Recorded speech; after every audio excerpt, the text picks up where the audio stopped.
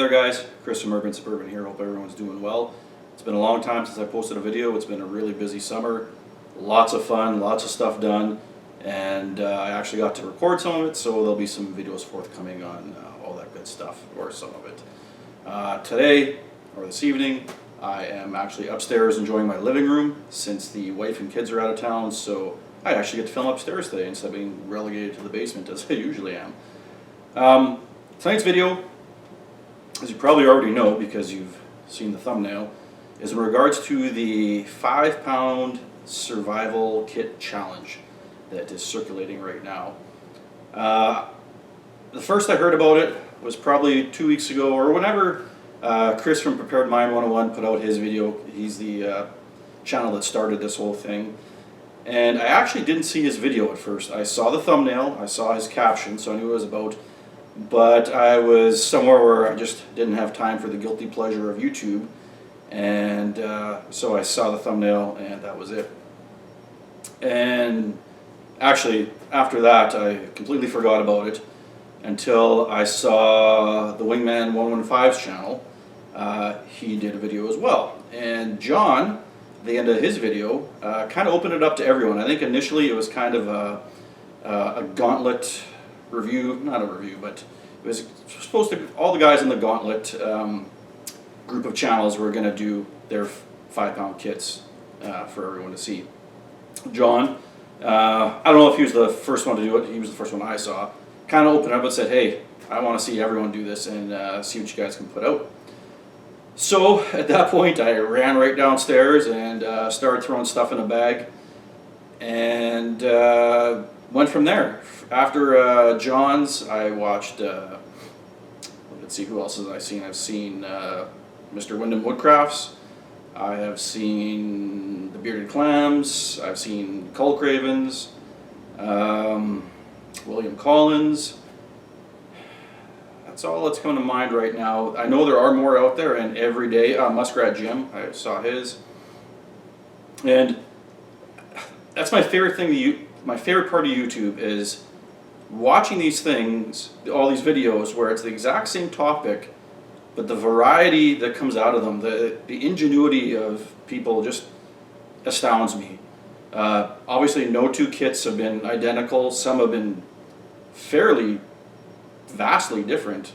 Some guys have emphasized their shelter or cover, some guys have emphasized other facets, and it's really cool to go through them all and see what the mindset of that person is and what they come up with. It's just, I find it fascinating.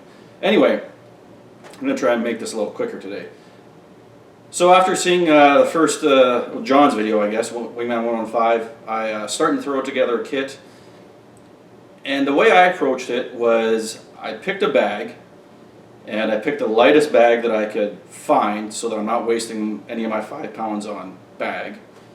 And then I just started filling it up over the course of, well, since this video came out maybe a week and a half ago, I've just been every day throwing some stuff in there, until basically it was full. And then without actually weighing it, just kind of guesstimating that where it is around 5 pounds.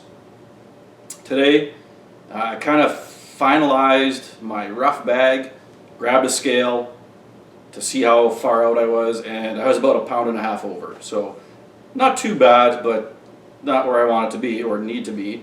And so from there, I started removing items, luxury items mainly, stuff that really nice to have, would make you a lot more comfortable, but you don't need to stay alive in the bush. And this is a bush bag. Everyone's typically done the scenario is that they're going to be lost in the woods. An urban bag would be completely different, and you're not going to get lost in an urban environment. The only way you have to survive there is if there's an apocalypse or whatever. And you're probably going to need more than 5 pounds of gear for that. So another caveat on mine and all of them in general so far is these obviously aren't set up as 4-season bags, or at least not for the bulk of the northern hemisphere at least. You're going to need a lot more than 5 pounds to survive winter. You can't do it. You're going to need extra clothing, extra shelter, all that stuff. 5 pounds is not going to cut it. So This is basically 3-season bag, get you through from basically above 0 temperatures. Even you'd probably want it a few degrees above 0, ideally. And the other thing is there's not much for what I call the 6C, calories. Food is heavy for the most part, or bulky. The light stuff is bulky, the compact stuff for the most part is heavy. So I don't have much for calories in here, and from the videos I saw, most guys weren't throwing too much, maybe a little candy or granola bar here and there, but nothing to sustain you long term, obviously. And again, you can't throw that in a 5-pound bag, it's just not going to happen. So anyway, guys, here's my bag. I'm going to move the camera and show you what all I got in here, and I guess I'll weigh it for you too, just to show you it's 5 pounds. Okay, guys. This is going to be a little bit shaky because I'm holding the camera, since from the tripod I just couldn't find a good angle, but as you can see here I have my Air Canada handy dandy luggage scale, so it should be fairly accurate. And let's see what this sucker weighs. Turn it on, wait for it to 0. There we go. Off the ground. 4.3. Wow. I really shorted myself out on this. I could have crammed some more crap in here. But let's go through what I have right now. Okay, guys, so as you can see here, the container for my 5-pound kit here is my ribs front pack. This is their medium-sized pack. I love this thing, absolutely. I use this for hiking and camping all the time. It is fantastic.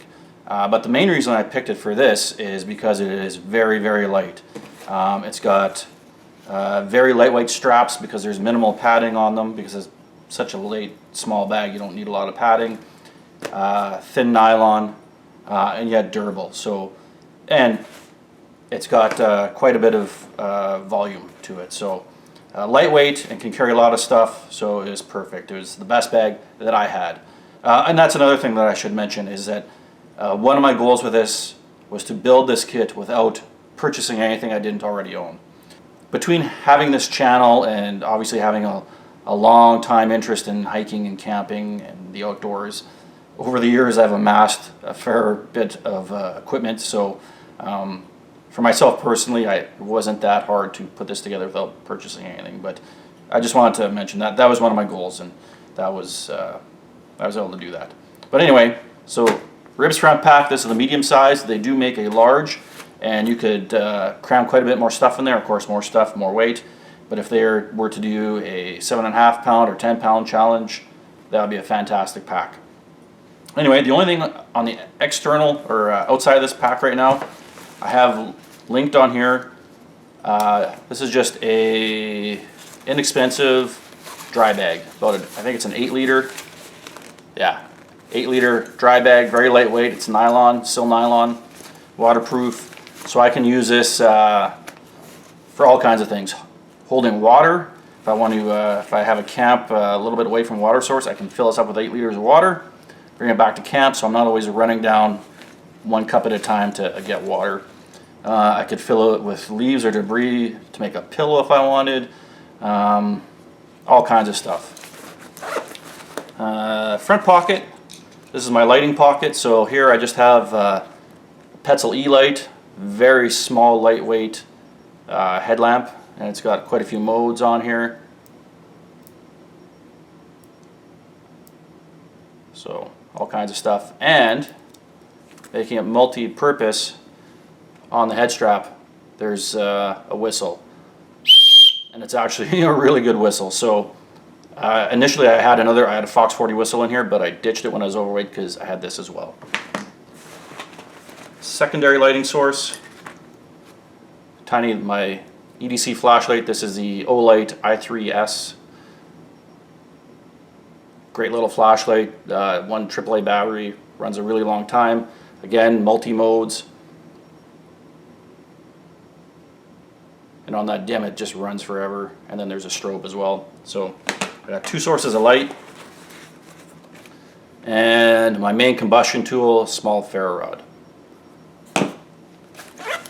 This outside pocket, you know what, I'll leave that for last because that's kind of my remaining luxury items. This side I believe is basically my cover side. shelter. So I got about 25 feet or so, maybe 20 feet paracord, standard 550 paracord, and then another 25 to 30 feet of jute twine, which of course can be used as cordage. It's also a great tinder. Cotton bandana. Originally I had a full-size shemagh, but I had to pare stuff down, so I went down to a regular cotton bandana. Bug net. Just a super compact mesh bug net. This is actually a really long one, so it comes right down to your shoulders, but really good, lightweight, and it's not going to wear off like repellent will. I have 2 of the SOL heat sheets, so I can use one as a blanket, one as a ground sheet, one as a tarp, whatever else. These are ultra light, very inexpensive, and much more durable than just the regular Mylar sheets. These have a plastic backing on them that give them a little bit more durability. This is just about a 2 foot by 1 foot piece of Typar, which is similar to Tyvek. Basically weighs nothing, waterproof, very, very strong. So I can unfold this like this to kneel on, unfold it like this to sit on to keep my knees or my butt from getting soaked if the ground's wet. I can fold it all the way out as a ground sheet. It's just big enough to basically just cover my core. So it's not a full ground sheet, but it would keep the core of my body dry and a little bit more protected, and the core is what you got to worry about. And I think the last piece of my cover, and of course biggest item overall and heaviest, is my tarp. This is Sil Nylon Mountain Equipment Co-op tarp. I believe it's 3.1 meters by 2.9, something like that. So basically like an 8x6 or so, I think. I really like it. I really haven't used it enough because I initially purchased this for hammock camping, and then I went out right away and bought a Hennessy hammock that has its own tarp. Anyway, that's my shelter and cover. This side, we have my primary cutting tool, which is my more companion heavy duty. And of course, the reason I went with this, like many guys did that are doing this, is because it's so darn light, and it's just a really reliable knife. This is of course the sheath that they come in. Normally this lives in a really nice Kydex sheath from Armor Sheaths, but it weighs more than this, so for this exercise I ditched it for this. Sorry, Jesse. Secondary cutting tool, or maybe not secondary but alternate, just a folding saw. This is a kind of a cheapy Gerber that I've had for years and years and years, and have planned on replacing many times with a Baco or something like that, but the thing just won't die on me, so I'm just going to keep using it until it dies. But so there are my 2 cutting tools, the Mora and the Gerber folding saw. So I have that's covered. Small first aid kit. This is the ultralight medical kit 0.5, which has been enhanced by me. There's a small set of tweezers in there. I threw in a thing of crazy glue if you get a really bad cut. Of course, I got some medications, mainly antihistamines of various kinds, some painkillers. There's some alcohol swabs in there, various bandages. Here I have some Aquatabs. These are, of course, water purification tablets. I think there's 10 in here. Each one does a liter, so I got 10 liters of water purified that way. Then I also have some burn gel, a couple different gauze pads, dressings and stuff like that in there. And then also in here, just a couple safety pins. Here, this is basically the extent of my calories, and it's not so much calories as comfort food, not even food. I have 3 Nescafe 3-in-1 coffees and 2 hot apple cider tea bags. I have just a small pack of antibacterial wipes. There's nothing like keeping yourself clean in the bush. This is a small piece that I cut up from one of those synthetic camp towels. Super lightweight, weighs almost nothing, ultra absorbent. This is going to soak up way more than a cotton bandana would, and you can wring it out and they dry ultra fast. So for washing yourself, if you get a wound, you can use it as a dressing, all kinds of things. I mean, really, you can fold it up, use it as a pillow if you need to, all kinds of stuff. I mean, basically anything you're going to use a cotton bandana for, you could probably use this as well. But so I got two sort of similar items there, but they weigh nothing. So here's my container slash cook kit. This is my Snow Peak mini solo cook set. I didn't pack the mini titanium cup because I just didn't need it. So this is a 750 ml titanium pot with lid. Inside here I have a mini Bic lighter, so a backup combustion system, 2 pieces of fat wood, 3 S-bit tabs, and that's for, because inside here I also have a stove. Once I pull it out here. So inside my titanium pot slash mug, I have a mini titanium stove. This is the ever new DX pot stand and stove. So the nice thing about this is I can use it once I put it together here.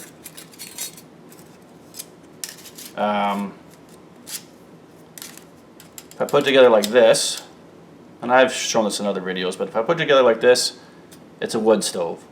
So I can use whatever I find in the bush to burn and heat and purify or sterilize my water, cook, whatever else. Just have a mini little campfire, whatever else. I move this plate up here, and now I can use the S-bit tabs for cooking. Now you can also use a alcohol stove, which I have, but I decided not to bring it because then you got to bring alcohol, and alcohol isn't the lightest thing in the world. Plus, you can only bring so much; you're going to run out real fast. So I have 3 S-bit cubes, and then I can switch this to wood burning mode and go until the world runs out of wood. And then also in here, I have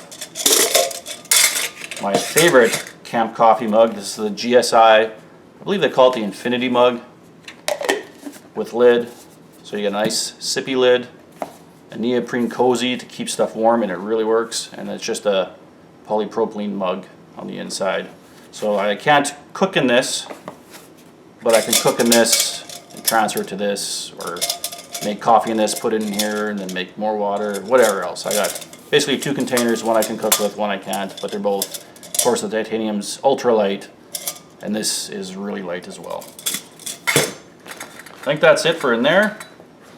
And the last thing was kind of the 2 luxury items that I had left over for weight. One being my titanium spork for eating. I mean, is it necessary for survival? No, but it's nice. And again, doesn't weigh very much at all. And my camping toothbrush. This is the tube toothbrush. As you can see, it's fully enclosed here. This end comes off. You have a full-size toothbrush. And that's just a personal preference of mine. I really don't like using cut-down toothbrushes with no handles. I just don't find it comfortable. It's just one of those things. It's just personal preference. I don't like it. This basically gives you a full-size handled toothbrush, full-size toothbrush head. And then in the handle is your toothpaste. And this is refillable. You just put your own, whatever toothpaste you prefer at home, squeeze it into this bottom part comes off, you squeeze it in there, and you're good to go. So, toothbrush, I can go for days and days and days without showering in the bush. Doesn't bother me at all. Everyone around me doesn't like it, but it doesn't bother me at all. But I really, really, really like brushing my teeth. So, that's kind of a luxury item too, but I had the weight or the room for it, so that's what I did. Anyway, guys, wrap this up. That's everything I got. As you could see, I was a little under the 5 pounds. So if they do another challenge here where they up the weight a little bit, I can cram a few more things in here, and I already got a few things in mind that would be, well, I'd remove them actually, but they would be really, really nice to have. But here it is, my sub 5 pound survival kit. Hope you guys enjoyed it. If I remember to, I will try and put links to the other videos that I know of from the other channels in the description box of mine, so that you can go check out theirs if you haven't already, because it's just fascinating how, to me anyway, how one topic can spawn so many varied and very interesting ideas. Anyway guys, take care, have a great night, we'll talk to you soon.